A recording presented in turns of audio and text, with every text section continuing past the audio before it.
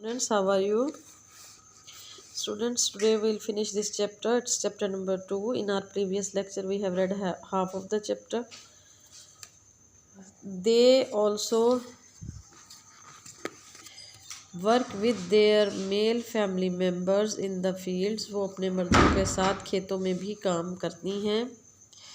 Men are mostly farmers.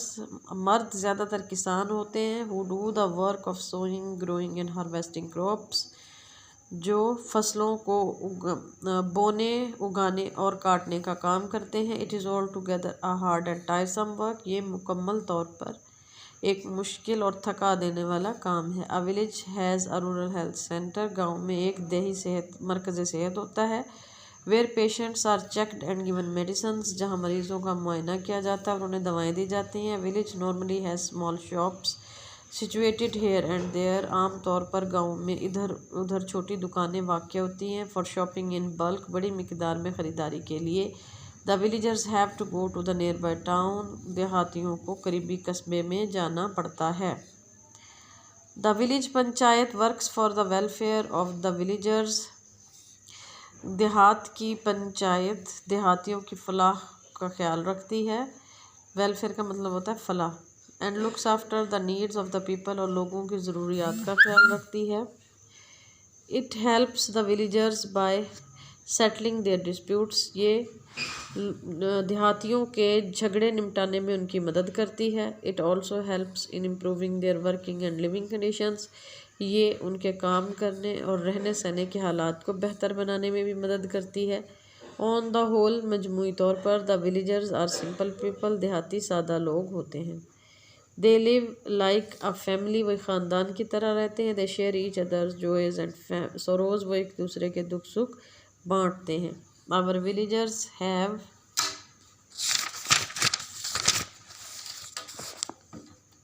Retained their old traditions and customs. हमारे देहातियों ने अपने पुराने रसूम और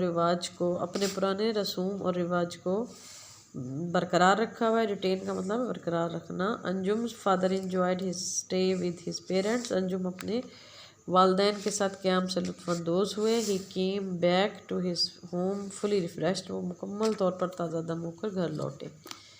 अपने सबक को घर में भी रिवाइज करना है. ठीक है. Now here are some words and their sentences. Mostly मतलब ज़्यादातर. Mostly I go to the park in the evening. Rural का मतलब होता है देहाती या देही. Rural areas are peaceful. Situated मतलब वाक़या होना. My house is situated on Multan road. Family ख़ानदान. My family is educated. मेरा ख़ानदान पढ़ा लिखा है. Field the farmer works in the field. आपने होमवर्क में लिखना है एसे स्कूल पियन और एप्लीकेशन लिखनी है फॉर फ़ी कंसेशन. दोनों चीज़ें लिख के फ्राइडे को स्कूल में सबमिट करवानी है. ठीक है. आपको बहुत दफ़ा बताया गया कि फ़्राइडे को करवानी है. फिर भी कुछ बच्चे सैटरडे को लेके पहुंच जाते हैं स्कूल. फ्राइडे को आपने सबमिट करवानी है. ठीक है. मैं एप्लीकेशन आपको करवा देती हूँ.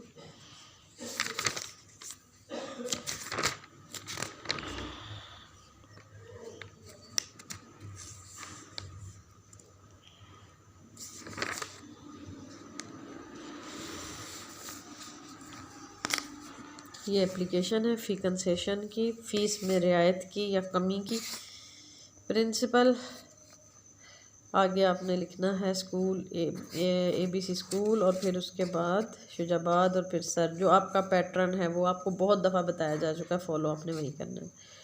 Sir most respectfully I beg to say that my father is a poor man. He earns about 7,000 rupees per month. He has a large family. We live from hand to mouth. Hand to mouth का मतलब ये होता है हमारा मुश्किल से गुजारा होता है. सो ही can not pay my school fee. I am the best student of the class. I am very fond of studies. It will be नज़र नहीं आ रहा है इसमें से. It will be a great favour to me if you kindly grant me full fee concession. उसके बाद yours obediently और फिर आपने नीचे लिखना है XYZ. ठीक है. और डेट भी डालनी है. और सेकंड आपका है स्कूल पियन ऐसे है.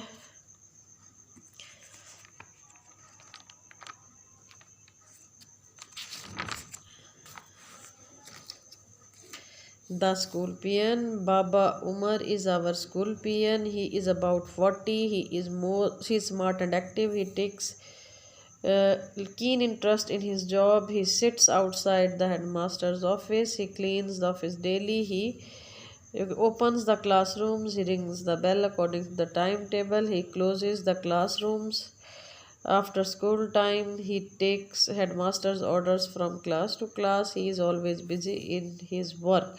All the teachers and students respect him. His job is very hard, but his pay is very little. In short, he is a gentleman. May he live long. ये आपका ऐसे है, आपने इसको राइट कर लेना है, आपके नोट्स बनते चले जाएंगे, ठीक है।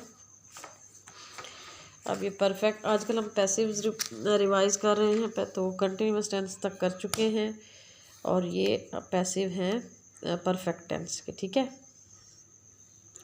She has killed a rat has been killed by her.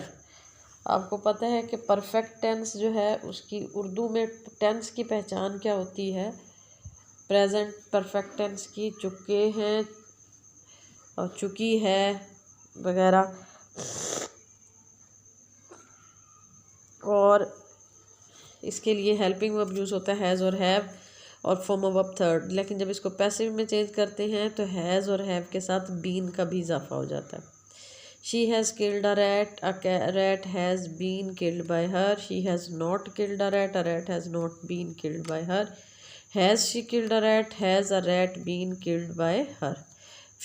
Past के लिए हैड हेल्पिंग वर्ब यूज़ होता है टेंस में, उर्दू में पहचान चुके थे, चुकी थी, चुका था वगैरह, और जब पैसिव में चेंज करते हैं तो हैड के साथ बीन भी लगता है। They had flown a kite had been flown by them. They had not flown a kite had not been flown by them. Had they flown a kite, had a kite been flown by them. Future के लिए, perfect के लिए shall have और will have लगता है, और इसमें ये चीज़ जहन में रखिएगा कि शैल और विल के दोनों के साथ हैव लगता है। कहीं आप ये ना हो कि शुरू में प्रोनाउन देखें कि ही के साथ तो हैज़ लगता है तो आप ही विल हैज़ लगा के बैठ जाए, नहीं, विल और शैल दोनों के साथ हैव लगता है। और पैसिव बनाते वक्त बीन का इजाफा हो जाता है। उर्दू में पहचान चुका होगा, चुकी होगी, चुके होंगे।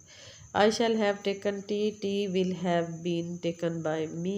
I shall not have taken tea, tea will not have been taken by me. Shall I have taken tea, will tea have been taken by me. ठीक है, अब आपने अपना रिटर्न होमवर्क करके स्कूल में फ्राइडे को सबमिट करवाना है, चैप्टर को भी रिवाइज करना है और परफेक्ट टेंस के पैसिव्स की घर में प्रैक्टिस करनी है। अपना बहुत ज़्यादा ख्याल रखिएगा। अल्लाह हाफिज़।